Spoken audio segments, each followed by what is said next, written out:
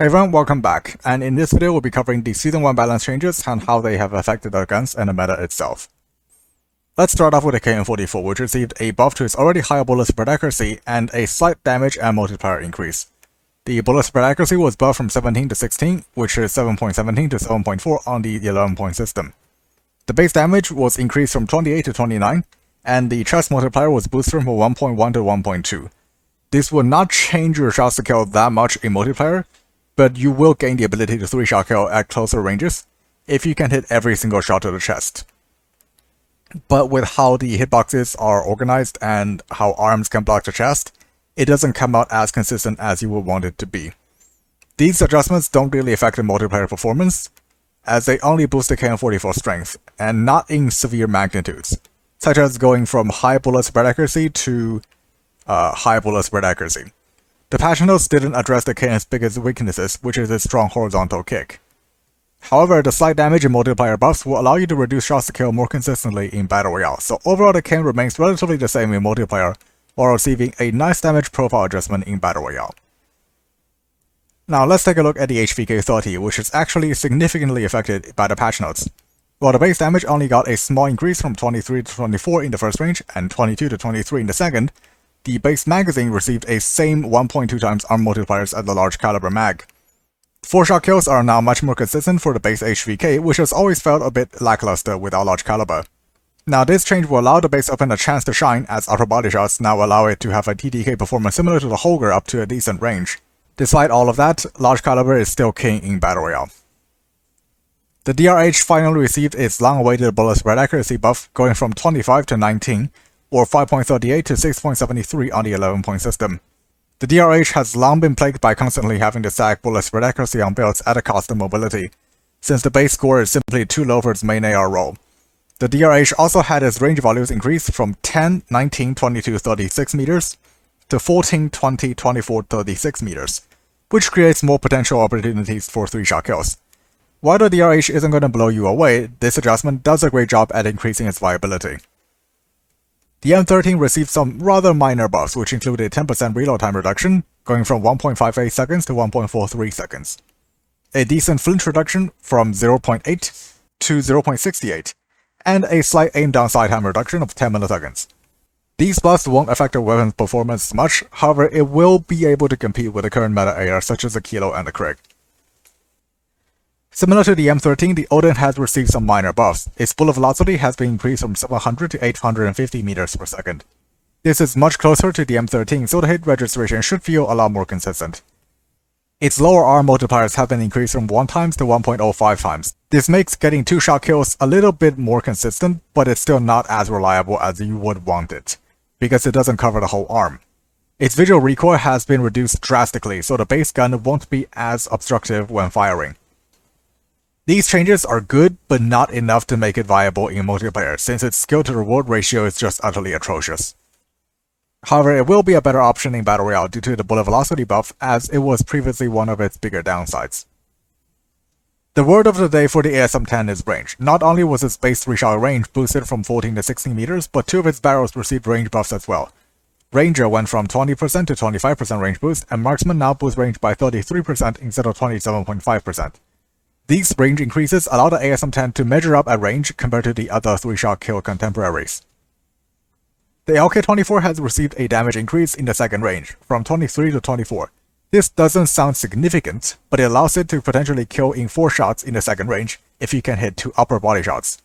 This combined with its very low recoil, best-in-class flinch, and elite bullet spread accuracy makes it a top-tier main assault rifle. It also makes it one of the best, if not the best long-range assault rifle in Battle Royale, due to its great potential time to kill at long range paired with top-tier accuracy. The AS Bow has received buffs to both its recoil and visual recoil, which are fairly noticeable. This should make it easier to land shots along the ranges, however it will still have a strong kick at the end of its spray.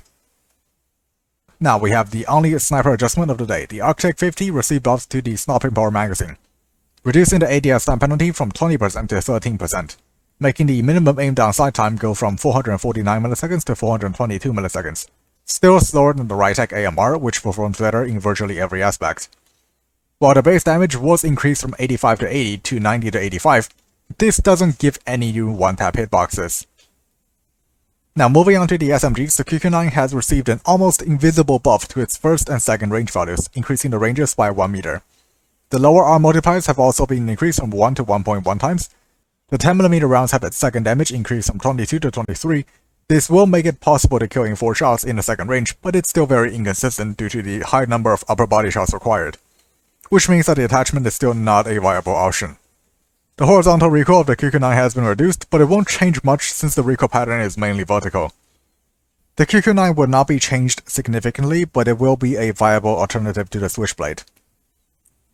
Speaking of which, the Switchblade has received an increase to its second range, from 15 meters to 17 meters, and the flinch was reduced from 0.9 to 0.8. Both of these changes are rather minimal and won't do much to its performance since it's already a top-tier SMG. The RUS received an ADS time reduction of 20 milliseconds, going from 240 to 220. This will make it on par with the other SMGs in terms of ADS time, especially when boosted with attachments. The RUS will be slightly better, but it's still outclassed by other options like the CBR and the Fennec. The KSP received an increase to its initial damage range, going from 11 to 13 meters. This is alright, I guess. On that note, let's talk about the Tricom, which has received a sizable buff to its initial damage, from 28 to 32. This means that only one upper body shot is needed to one burst in the initial range. It also received the same damage buff in Battle Royale, which gives it competitive time to kill assuming you get a 3 burst. The horizontal recoil has been reduced, which shouldn't affect the gun too much, since it already has low recoil. This makes the Tricom an actually viable alternative to the KSP with faster overall fire rate at the cost of some range and mobility stack potential. After what feels like years, the HS2126 has undergone significant buffs. For starters, its burst delay, which was its main drawback, has been significantly reduced, from 533 milliseconds to 383 milliseconds. This makes the gun much more forgiving as the follow-up burst comes out much faster. The recoil has also been reduced noticeably, which makes ADSing actually kind of usable, as the recoil was previously too high. While the HS2126 will not be a meta pick in ranked anytime soon, it will at least be somewhat usable from now on. The PKM received significant buffs towards its mobility and handling, which are its main drawbacks, increasing its viability. The strafing speed was increased from 1.44 to 2.26 meters per second, and ADS time was reduced from 560 to 520 milliseconds.